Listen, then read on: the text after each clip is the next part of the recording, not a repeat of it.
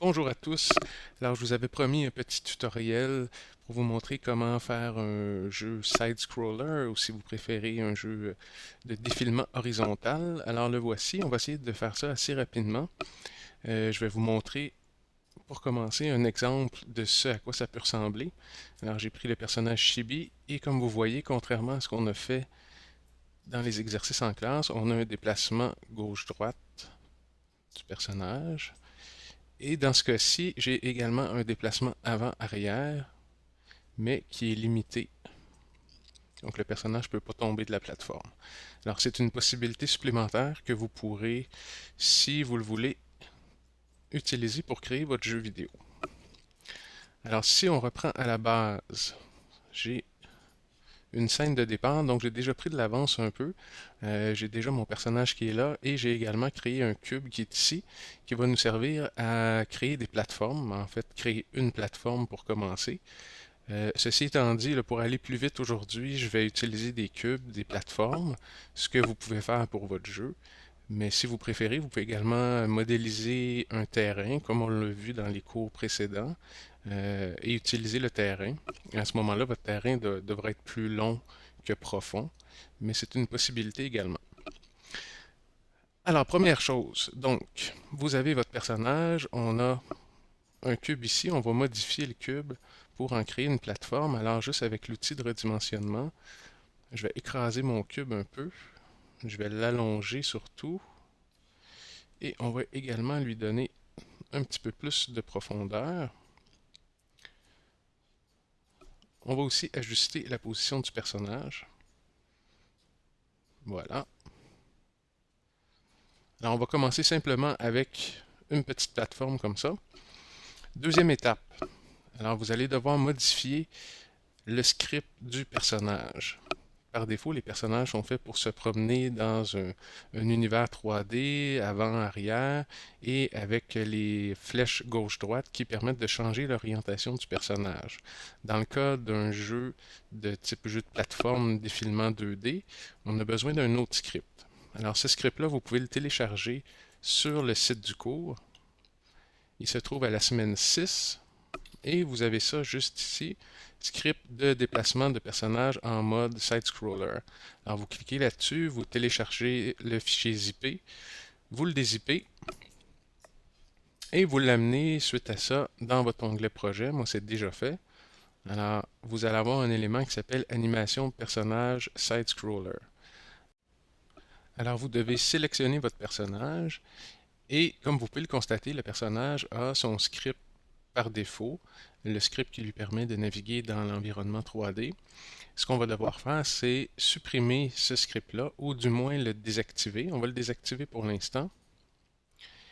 Et on va plutôt lui appliquer le nouveau script, le script animation personnage side-scroller. On va prendre ce script-là de l'onglet projet et on va le déplacer sur notre personnage, Chibi dans ce cas-ci.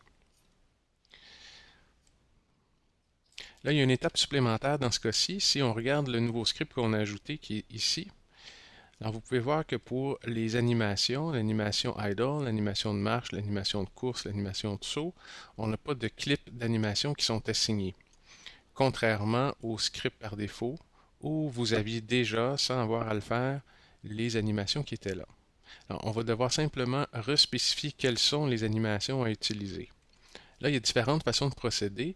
On peut juste à droite, ici, appuyer sur la petite cible. Il y a une fenêtre qui va s'ouvrir et vous sélectionnez l'animation qui correspond, donc dans ce cas-là, l'animation idle. Je peux procéder de la même manière pour la deuxième animation. Là, ici, ça va bien parce que j'ai seulement les 4 animations nécessaires. Cependant, si jamais vous avez importé plusieurs personnages, il est possible qu'ici, vous ayez plusieurs animations et que vous ne sachiez pas quelle utiliser. Alors, à ce moment-là, l'autre façon de procéder, je vais procéder de cette manière-là pour les deux autres animations. Vous allez monter dans votre fenêtre Inspecteur ici, dans l'onglet Animation, et ici, on peut voir quelles sont les animations du personnage. Donc, dans ce cas-ci, on était rendu à spécifier quelle est l'animation de saut. On va donc cliquer ici sur Jump, Et automatiquement, dans l'onglet Projet, on voit que Unity nous amène au bon endroit. Alors, si je refais l'opération, je clique sur Jump ici. On voit que Jump est sélectionné là. Je vais donc prendre l'animation et la déplacer à l'intérieur du script ici. Là, je ne l'ai pas déplacée au bon endroit, cependant. Alors, je vais la reprendre et la mettre au niveau de l'animation Jump. Je vais cliquer maintenant sur l'animation Run ici. Ça va nous montrer où elle est située dans l'onglet Projet. Je prends l'animation Run et je la déplace au bon endroit cette fois-ci, ici. Alors, c'est les seules opérations que vous avez à faire, relier les animations au script pour qu'ils puissent bien fonctionner. Alors, simplement avec ça, en appuyant sur Play, on va voir que le personnage, maintenant, quand j'appuie sur la flèche de gauche, de droite, pardon, il se déplace vers la droite, et quand j'appuie sur la flèche de gauche, il se déplace vers la gauche.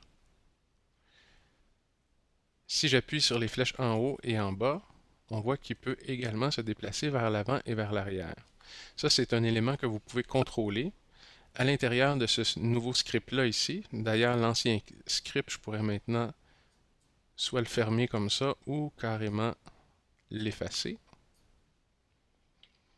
Alors, dans le nouveau script pour le défilement horizontal, vous avez le choix en bas, deux cases à cocher, déplacement gauche-droite, déplacement avant-arrière.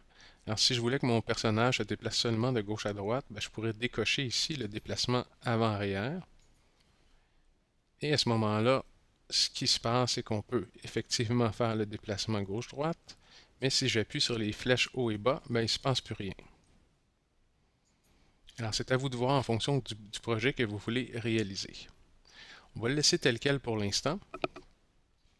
Ce que j'ai oublié de vous mentionner également au départ, c'est que mon personnage Chibi, je lui ai fait faire une rotation de 90 degrés. Alors, si on recule de quelques étapes, je vais prendre un nouveau personnage. Donc, Chibi, quand on le prenait de l'onglet Projet pour le déposer sur la scène, là, vous voyez que son orientation par défaut, c'était de regarder vers l'avant. Alors, ce que j'ai fait avant de commencer le tutoriel, en plaçant mes éléments, c'est que j'ai pris le personnage et je l'ai fait tourner de 90 degrés. Pour avoir une valeur plus précise, j'ai utilisé l'inspecteur ici avec mon personnage sélectionné et j'ai rentré 90 degrés. Alors évidemment, dans ce cas-là, on ne gardera pas deux Chibi. Je vais supprimer celui que je viens d'ajouter. Voilà. Et pour avoir quelque chose de peut-être un peu plus intéressant visuellement, j'ai une texture de gazon ici que je vais déposer sur ma plateforme. Alors, à partir du moment où vous créez un cube dans Unity, si vous voulez lui associer une texture, vous importez une image ou encore vous utilisez les images qui font partie du package du terrain. Et vous savez simplement par glisser-déposer à prendre la texture et à la déposer sur l'élément. Voilà. Dans ce cas-ci, ce que je pourrais faire, c'est prendre mon cube, parce que là, on voit que l'image est un peu étirée. Alors, en sélectionnant le cube, si vous regardez dans l'inspecteur, on peut voir ici la section gazon. Et vous avez une option pour le tiling. Vous allez voir qu'en changeant ça, si je mets 2 ou 3 dans les X, on a une définition un peu plus intéressante là, des brins de gazon. Faites attention, si vous le changez dans les Y, ça risque de rendre le tout assez flou. La raison est simple, c'est que notre plateforme pour le moment est pas mal plus large, pas mal plus longue que large en fait. Donc plus étendue sur l'axe des X que sur l'axe des Y. Donc c'est déjà un peu mieux comme ça. Là, ce qu'on pourrait faire rapidement, c'est dupliquer cette plateforme-là si on veut permettre à notre personnage de pouvoir sauter d'une plateforme à l'autre. Alors pour y aller très rapidement, je pourrais sélectionner ici mon cube, aller dans le menu Edit et choisir Duplicate. À ce moment-là, on peut voir que j'ai maintenant deux cubes ici dans ma hiérarchie. On n'a pas l'impression visuellement qu'il y en a deux. La raison est simple, c'est qu'ils sont parfaitement superposés. Mais si j'en sélectionne un et je le déplace, oups, Voilà, comme ça. Mais on voit qu'on a bel et bien deux cubes. Et le personnage peut passer d'un à l'autre. Mais là, on a un problème, c'est que la caméra ne fait pas son suivi. Alors, pour paramétrer la caméra pour qu'elle suive le personnage dans son déplacement gauche-droite, on va utiliser un script qu'on connaît, que vous avez déjà utilisé, qui devrait normalement faire partie de votre dossier gestion de caméra. Et c'est le script caméra suis-moi. Donc, première étape avant toute chose, c'est de s'assurer que notre caméra par défaut, la main caméra dans ce cas-ci, soit placée au bon endroit. Alors, je vous rappelle que la façon de faire, dans votre vue scène, vous naviguez, vous placez la vue telle que vous souhaitez l'avoir pour votre caméra. Disons comme ça. On sélectionne ensuite la caméra et dans le menu Game Object, on va choisir l'option Align with View, ce qui va faire que la caméra va s'orienter et va adopter exactement la vue qu'on avait en haut. Alors évidemment, vous pouvez adopter une vue plus ou moins près du personnage, dépendamment de votre concept de jeu. Pour que la caméra suive le personnage, on va lui associer le script caméra suis-moi. Alors comment on fait? On prend le script caméra suis-moi et on l'envoie sur la main caméra. Un paramètre important à spécifier, alors on peut voir dans un premier temps quand je sélectionne ma caméra dans l'inspecteur, vous avez l'indication que le script a bel et bien été déposé. Et rappelons-nous qu'on doit spécifier quelle cible, quel est le target. Donc la caméra doit regarder quel objet. Dans ce cas-là, c'est Chibi. On va donc prendre Chibi de la hiérarchie et glisser jusqu'au target. Si on laisse ça tel quel et que j'appuie sur Play, vous voyez qu'est-ce qui se passe? Et là, regardez dans la partie du bas, la caméra a changé de position. Elle se retrouve derrière le personnage, reculée par rapport au personnage et plus haute que le personnage.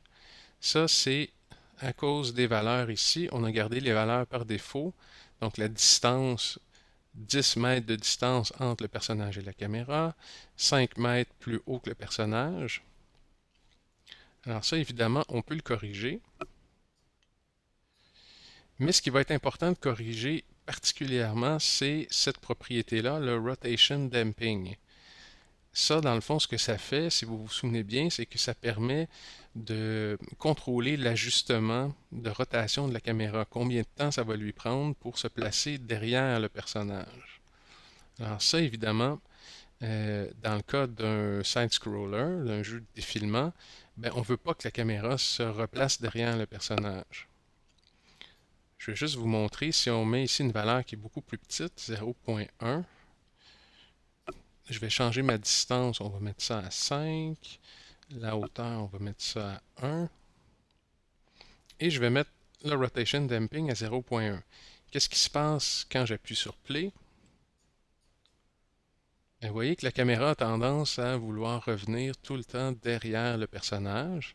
Là, on le voit bien parce que j'ai mis le Rotation Damping à une valeur très basse. Si on voulait empêcher ça complètement, alors il suffirait de mettre un Rotation Damping à 0. De cette façon-là, la caméra ne reviendra pas derrière le personnage. Elle va rester à sa position, comme ça. Et là, vous pouvez voir qu'elle va suivre le personnage dans son déplacement, peu importe la vitesse de déplacement du personnage. Ce qu'on pourrait faire également, c'est modifier le height damping, mettre une valeur possiblement plus haute. Alors, je vais mettre ça à 10. Et je pourrais ajuster également encore la distance. Donc, si je vais avoir ma caméra un peu plus près, et peut-être qu'il va regarder un peu plus haut, j'appuie sur Play. Voici ce que ça donne.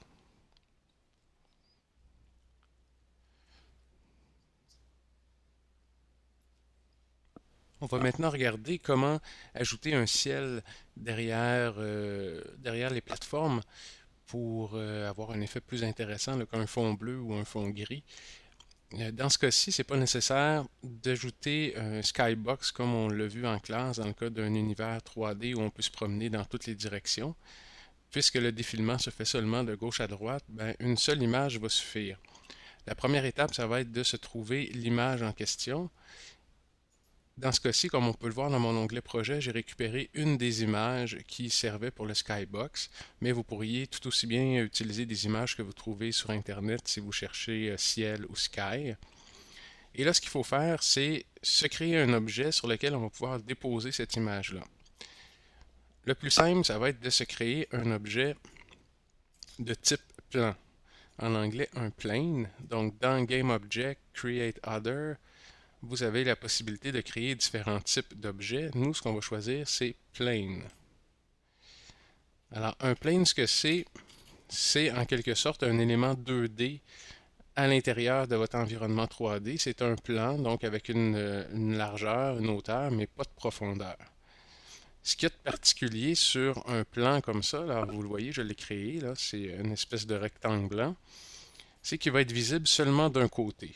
Alors là, on voit le côté visible, mais si je fais juste basculer et j'essaie de regarder en dessous, alors vous voyez qu'on voit absolument rien. Ça va donc être important de mettre l'image de ciel sur la partie ici blanche, donc simplement en drag and drop de l'onglet projet jusque sur le plane. Et là où ça devient important, c'est à partir du moment où vous allez faire pivoter le plan. Donc on s'entend que le ciel, on ne le laissera pas dans cette position-là. Je vais le faire pivoter. Et là, c'est sûr que je peux y aller avec l'outil de rotation ici. Faire pivoter mon ciel comme ça. Mais là, je ne suis pas sûr si je suis complètement à angle droit. Alors le mieux, ça va être de regarder ici dans l'inspecteur. Au niveau de la rotation, on voit qu'on est à moins 72. Alors fort probablement que la rotation qui nous intéresse, c'est une rotation de moins 90 degrés ou encore 270 degrés, ce qui reviendrait au même. Alors j'ai mon plan qui est bien placé, bien orienté. Là, évidemment, il n'est pas suffisamment grand. Alors avec l'outil de redimensionnement, ben, on va l'étirer. Je vais l'étirer également en hauteur. Et là, vous voyez, plus j'étire, si on regarde dans la partie du bas ici, plus l'image devient pixelisée. Alors, il faut faire attention de ne pas trop étirer. Ce qui peut également vous aider, c'est de prendre le plane sur lequel on a mis le ciel et de venir le déplacer, le reculer en fait. Alors, vous voyez que plus on le recule, meilleure la définition est. Et là, ben, je pense que je devrais ragrandir mon image un peu vers le haut pour préserver les proportions. Alors, c'est pas plus compliqué que ça. J'appuie sur Play pour visualiser le résultat. Et vous voyez qu'on a le ciel. Vous remarquez également que j'ai fait des copies de ma plateforme et j'ai maintenant une plateforme à gauche, une plateforme au centre et une plateforme à droite.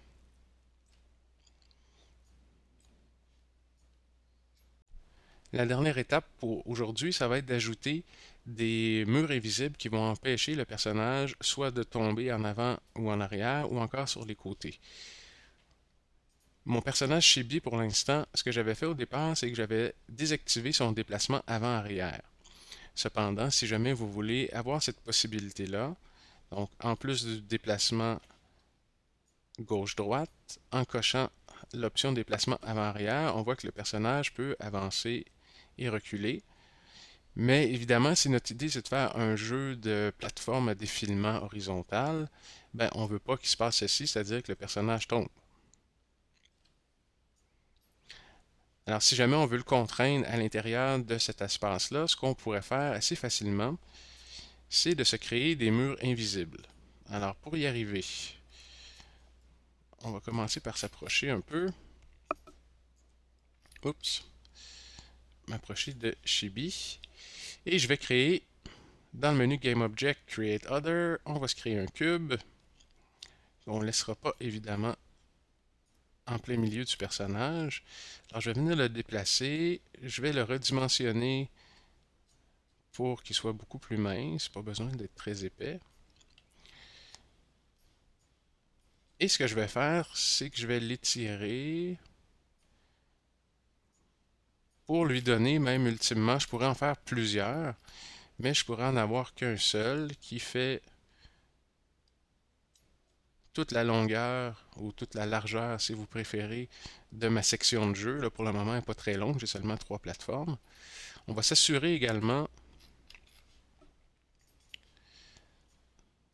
qu'on est assez bien collé sur la plateforme. Alors l'idée, ce serait sans doute de se mettre en vue de haut, de reculer un peu et de déplacer le mur. Là, on voit qu'on rentre un petit peu dans la plateforme gazonnée. Fait que je vais venir le placer correctement ici. Voilà. Et on va également lui donner une hauteur beaucoup plus grande. Alors, pour éviter que le personnage, en sautant, puisse dépasser le mur. Je pense que ça devrait être suffisant comme ça. Alors évidemment, c'est pas très esthétique pour le moment, mais c'est pas très grave. L'idée, c'est de garder cet objet-là visible pour lui donner la dimension, la position qu'on veut. Et à partir du moment où on est satisfait, ben, vous le sélectionnez. Dans ce cas-ci, bon, il s'appelle cube comme les autres. Je vais le renommer mur invisible. Et pour le rendre invisible, ben, vous le sélectionnez et vous allez désactiver sa propriété Mesh Renderer. Alors, on peut voir que le mur disparaît, mais la section verte qui est là, c'est le collider de l'objet. Le collider reste présent, reste actif. Et si on s'essaie, j'essaye maintenant de tomber, et vous voyez que je bloque sur le mur, même si on ne le voit pas. Alors, sans faire toutes les étapes avec vous,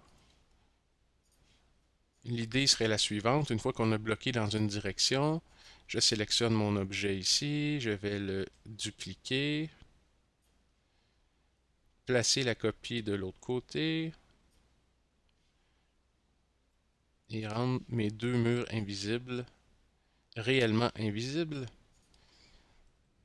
Alors maintenant, je ne peux plus tomber par en arrière, mais je ne peux plus tomber par en avant non plus. Et évidemment, on pourrait faire la même chose au bout ici, si on ne veut pas que le personnage tombe, on vient mettre un mur invisible. Alors voilà, avec tout ce qu'on a vu aujourd'hui, vous allez être en mesure de créer un jeu 2D de type side-scroller. Plus intéressant fort probablement que ce que je viens de faire devant vous. Là, on a 3 plateformes, mais on pourrait en avoir beaucoup plus que ça. On pourrait avoir des plateformes qui nous permettent de descendre, de monter, des objets sur lesquels on doit sauter, et ainsi de suite.